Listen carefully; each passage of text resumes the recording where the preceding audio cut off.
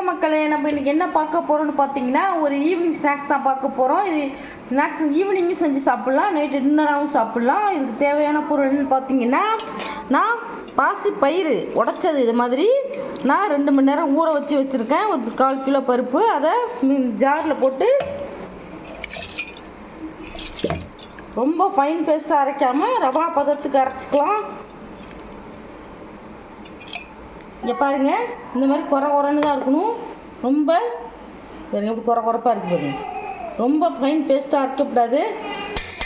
இப்போது இதுக்கு தேவையான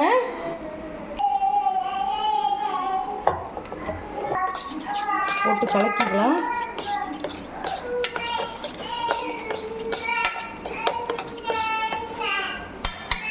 ஆனியன், வெங்காயம், கொஞ்சமாக வெங்காயம் போட்டுக்குங்க. கொஞ்சம் கேரட் போட்டுக்குங்க. கொஞ்சோண்டு சேலத்து மாங்காய் நான் துருவி வச்சுருக்கேன், தோலை சீவிட்டு அதை போட்டுக்குங்க. டேஸ்ட்டாக இருக்கும். மிளகா இந்த மாதிரி நைஸாக அரிஞ்சு போட்டுக்குங்க. இதை நம்ம கலக்கிக்கலாம். பாருங்கள், 1 இன்ச்சு சோடா உப்பு போட்டுக்கலாம்.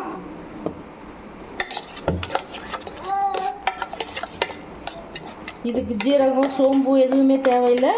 இப்போது நான் அதில் எண்ணெய் ஊற்றிக்கலாம்.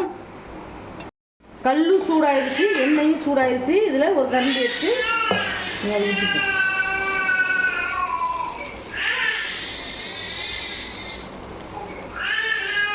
கொஞ்சம் கனமாகவே ஊற்றிக்கோங்க, ரொம்ப நைஸாக ஊற்ற வேண்டாம்.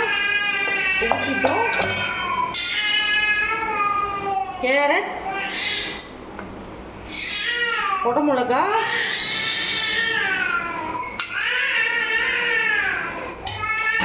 எல்லாம் நைஸாக இருந்து வச்சுருக்கோம். வெங்காயம் நைஸாக இருந்து வச்சுருக்கேன். தக்காளி இதெல்லாம் போட்டு எல்லாம் பரப்பி விட்டுருங்க. தக்காளி ரொம்ப ஈஸியான ஸ்நாக்ஸ் தான் இது. எவ்வளோ சூப்பராக இருக்குது பாருங்க. கொஞ்சம் அடுப்பை சிம்மில் போட்டு பாதி ஃப்ளேம் வச்சுக்கோங்க. அடுத்து பார்க்கலாம். இப்போ பாருங்கள், இப்போ திருப்பி போட்டுக்கலாம்.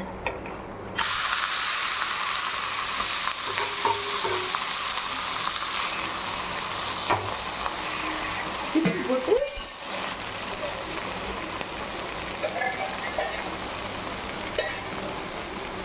எண்ணெய் ஊற்றிக்கலாம்.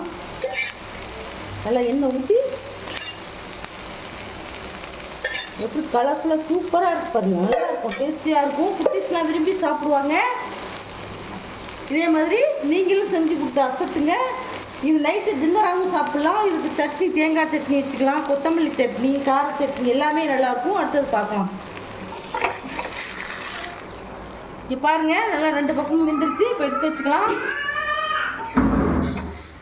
பாருங்கள், அவ்வளோ கலர்ஃபுல்லாக இருக்குது பாருங்கள், சூப்பராக.